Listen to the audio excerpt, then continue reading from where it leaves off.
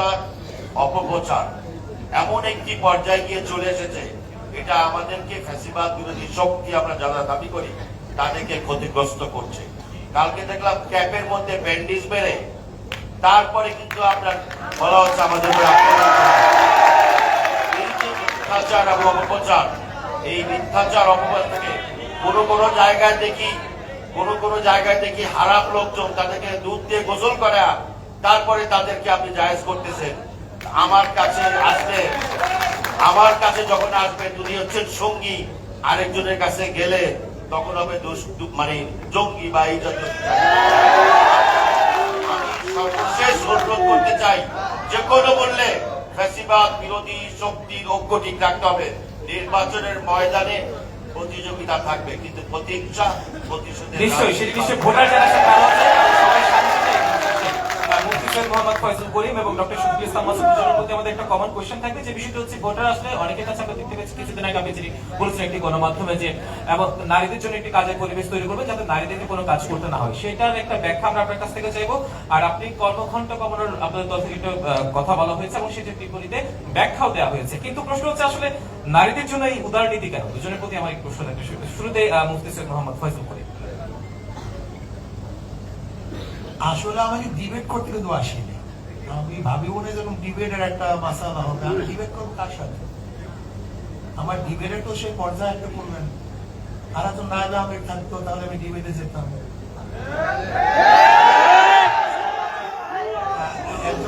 এখানে ডিবেটের জন্য আমাকে ডাকছেন আসলে মনে হয় এরকম, কিন্তু আমরা তো আপনাদের কথা বলে শুনি না। এখানে ঘটনা হয়েছে আমার আরেকজন ক্যান্ডিডেট থাকতো, আরেকজন ক্যান্ডিডেট থাকতো, তার সাথে কথা বলতো।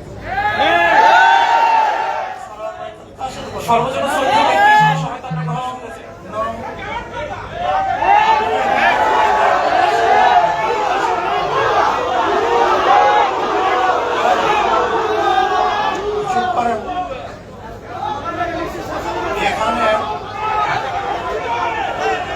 এখানে বক্তব্য হয়ে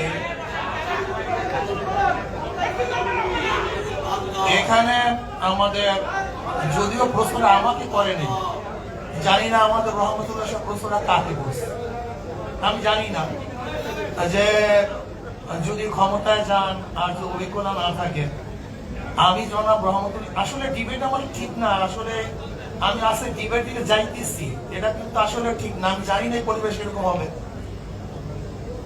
আমাদের বেগম খালেদা জিয়ার কি অভিজ্ঞতা ছিল আমাকে বলেন তো?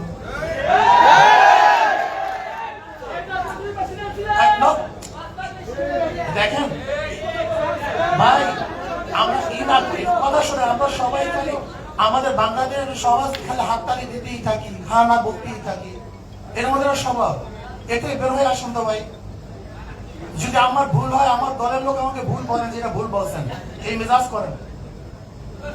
যদি আমিও ভুল করি, আমার মেজাজ আমার দলের লোক বলেন যেটা ভুল, এই মেজাজ করেন।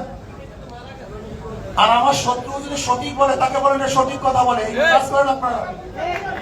কিন্তু আমাদের মতো অবস্থাটা কি, আমাদের দলের লোক যদি খারাপ বলে এটাও ঠিক, আর ভালো বললেও ঠিক না অন্য দলে, এটা কেন ভাই?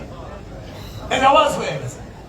যেমন আমি জনাব রহমতুল্লাহ সাহেবকে যদি বলি যে খালেদা জিয়ার অভিজ্ঞতাটা কি ছিল, সে তো গৃহিণী ছিল, সে তো প্রতি রাজনীতিও করেনি, আমরা দেখি নাই জিয়াউর রহমান সাহেবের সাথে সে রাজনীতি অংশগ্রহণ করেছে। যদি তিনি একজন দেশের প্রধান হতে পারেন, আমি মনে করি আমাদের দেশের উপজেলার যারা দায়িত্বশীল তারাও দেশ পরিচালনা করতে পারবে, কোনো সমস্যা নেই। এরপর আসুন ভাই, কথা না বলি, কথা শেষ করতে দেন, কথা শেষ করতে দেন। যদি আমার কথা প্রশ্নের এগেনিস্টে প্রশ্ন, সমস্যা কি বলবেন, সেটা সমস্যা কি। এরপর আসুন ইসলামকে ব্যবহার করে, অ্যাকচুয়ালি ইসলাম অনুযায়ী চলা ইসলামকে ব্যবহার করে, এর মধ্যে পার্থক্য আছে। যেমন এক ব্যক্তি হামেশাই টুপি পরে, এটা তার অভ্যাস, আর একজনের স্বার্থের জন্য টুপি পরে, এই দুই টুপি কিন্তু এক টুপি না। কেউ হামেশা নামাজ পড়ে আর কেউ নির্বাচনে নামাজ পড়ে, এই দুই নামাজ কিন্তু এক নামাজ না। কেউ সবসময় শরিয়ত অনুযায়ী চলে আর কেউ নির্বাচনের সময় ইসলাম হুকুমত অনুযায়ী চালাবে, মদিনা সনদে চালাবে, এই দুই সনদ এক সনদ না। দেখেন আমরা কিন্তু সব সময় ইসলাম অনুযায়ী চলার চেষ্টা করি, 92% মুসলমান ইসলামের বাইরে যাবে কেন? আজকে ডেমোক্রেসি আনবেন কেন? ডেমোক্রেসি কি এটা মদিনাওয়ালাদের? ডেমোক্রেসি কোথা থেকে আসছে? সোশ্যালিজম কি মদিনাওয়ালা? ক্যাপিটালিজম কি মদিনাওয়ালা? সেকুলারিজম কি মদিনাওয়ালা? আপনি বলেন Socrates, Plato, Aristotle, Montesquieu, Locke, Rousseau, যে নীতি আদর্শ বাস্তবায়ন কি মদিনাওয়ালা? আমি একজন মুসলমান হয়ে ইসলামের বাহিরে যাবো কেন? এটা প্রথম প্রশ্ন। দ্বিতীয় প্রশ্ন হলো এই, ইসলামের মধ্যে যদি বৌদ্ধ, হিন্দু, খ্রিস্টান, বিজাতি সমস্ত জাতিদের কল্যাণের কোন নিয়ম কারণ না থাকতো তাহলে প্রশ্ন তুলতে পারতেন। ইসলাম হুকুমাত হিন্দুদের অবস্থাটা কি হবে? খ্রিস্টানদের অবস্থাটা কি হবে? ইহুদিদের অবস্থাটা কি হবে? ইসলামের মধ্যে যদি সকল ধর্মের সকল মতের মানুষের চলার সাম্য, মানবিক মর্যাদা, সামাজিক ন্যায় বিচার প্রতিষ্ঠিত করার আইন নিয়ম থাকে, তাহলে আপনি ইহুদিদের কাছে আইন ধারাতে গেলেন কেন? ব্রিটিশে গেছেন কেন? আমেরিকায় গেছেন না, ভারতে গেছেন কেন? দারুণ আপনার পর্যবেক্ষণ তুলে আমরা চাই সেই সাম্যের ধারাটা আসুক এবং সবাই শান্তিতে বসবাস করে দিন শেষে আমরা সবাই যেটা নাগরিক। আমি যেটা বলতেছিলাম, দেখেন ইসলামী ফোবিয়া ইসলাম সম্পর্কে অজ্ঞতা আমাদের মূর্খ বানিয়ে দিয়েছে। আমি দেখছি হাজারো বড় বড় লিডার যাদের ইসলামের মূর্খতা কোন পর্যায়ে পৌঁছছে আমি চিন্তাও করতে পারবেন না,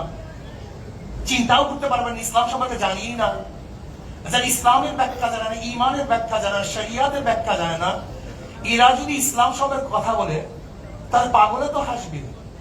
যে বিষয়ে অভিজ্ঞ না তাকে সেই বিষয়ে কথা বলা ঠিক না। এখন রহমতুল্লাহ সাহেব ইসলামের কথা বলে, এই কথাই মানবো? আমাকে বলেন তো, এটা মানা আমার উচিত? আবার রহমতুল্লাহ সাহেব যে বিষয়ে অভিজ্ঞ, রহমতুল্লাহ সাহেব কথা বললেন, বুড়া কাকে বলেন আমাকে বললেন না, তাকে তাও তো বুঝলাম না, খালি বুড়া বুড়া